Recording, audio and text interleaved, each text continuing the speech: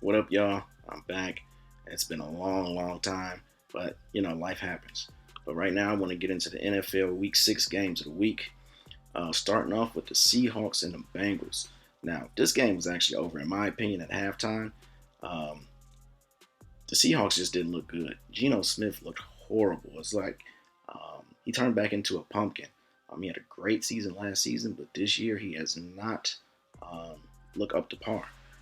He folded in the crucial moments of this game. He had plenty of opportunities to put the ball game away at the end of the game, and he just didn't do it. Um, and that was on him, and he took that accountability at the end of the game. Burrow was solid. He did enough to win. Didn't have a great game, but he did enough to win. 24 for 35, 185 yards, 2 touchdowns, and a pick. Okay, on to the definitive game of the week, in my opinion. The 49ers versus the Cleveland Browns. Now, the 49ers did a lot of barking pregame. You know, we all saw this brawl, or mini brawl, if you want to call it that. They did a lot of barking in the dog pound pregame. Didn't really work out in their favor. The Browns' offense was terrible. I mean, beyond terrible. Justifiably so. They're missing the starting quarterback. They're on a third quarterback of the season. They're missing the starting running back, obviously, Nick Chubb, missing the left guard, Joe Antonio, and missing the starting right tackle in Conklin. So, with all of that said, I didn't expect, and nobody expected the Browns to win or even be close, really. The defense played with hearts of a lion today. Jim Schwartz just seems to have Kyle Shanahan's number. I think he's right now, but he's 8-1 or 9-1 or something like that against Kyle Shanahan in his career as a defensive coordinator and as a head coach. So it's something about Kyle Shanahan that Jim Schwartz just loves. He feasts on. He had Brock Purdy shook. They had no idea how to get around his defense. Brock Purdy threw his first interception. Obviously, got his first loss in the regular season. And it just looked bad.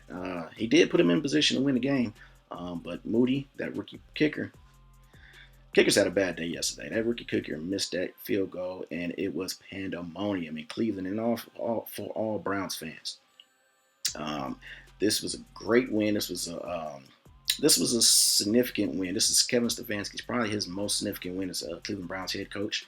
I am a homer, so um, I can tell you that for a fact. This is his most significant win as a head coach. But I'm glad that the conversation about Deshaun Watson has ceased, at least for now, and we can just focus on winning football games because this is a huge victory.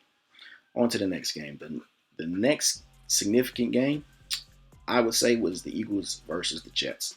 Now, the same thing I said about the Browns defense, I can say about the Jets defense. That defense was incredible. He had Jalen Hurts looking just lost. I mean, Jalen Hurts he tied his career high in interceptions thrown with 3. He was terrible yesterday. And the crazy thing is I text my homeboys and I said, Jalen Hurts is looking balling out because he made a couple of good plays with his legs. He made his situational awareness was great, but him throwing the ball yesterday just wasn't it yesterday. I mean, like I said, 3 interceptions, really didn't do much. Threw the ball a lot. You could see the frustration on A.J. Brown's face when he missed him a few times. There was a couple of key drops. Devontae Smith did have a key drop there that could have actually put them in a better position to win. But towards the end of the game, Hurts threw that last interception, and that pretty much was ball game. Zach Wilson did enough. He wasn't great, wasn't bad either. He didn't turn the ball over. And that's really all you can ask of him at this point because he's just not a good quarterback. Jets fans, salute to y'all because that was a hell of a win.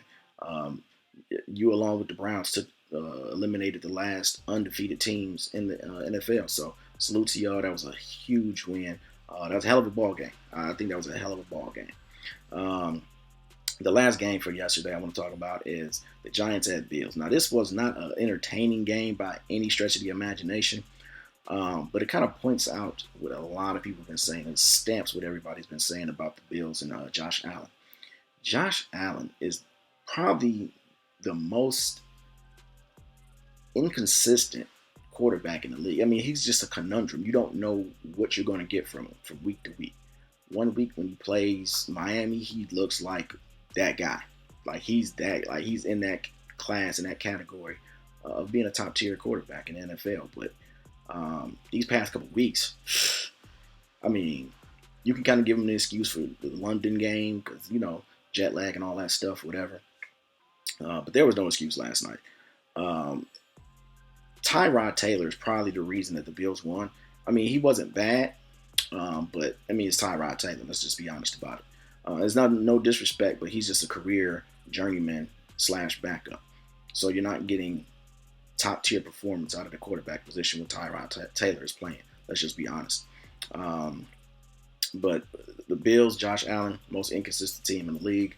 It should have been an easier day at the office, but the offense just couldn't get it going. I mean, yes, Stephon Diggs kind of had his numbers, but nobody else did. They don't really have a real run game. Their defensive injuries, that really, you could tell that kind of affected them, even though they still held the Giants at bay and held them down. But I just think this game should have been a blowout, to be honest. And then at the end of the game, they was bailed out by that controversial no call at the end.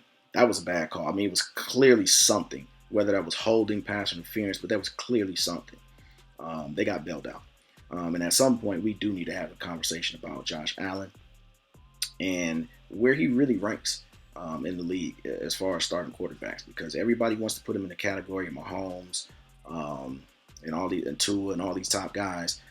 But he just doesn't have the consistency, and he doesn't have the success in the playoffs either. So can we really put him next to Joe Burrow? Can we really put him next to Pat Mahomes? I don't think so, personally. I think he's probably in that tier down until he can get out of his own way. He can prove it to the world. Well, those are my games of the week for week 6 so far. We'll see what happens tonight with Dallas versus the Chargers. That may be a good game. A couple of inconsistent quarterbacks. We don't know who we're going to get. A couple of coaches who probably should be on the hot seat here soon. But we'll see. We'll see how they come out and perform. And if it's a good game, and if it is, I'll come back tomorrow, make another video.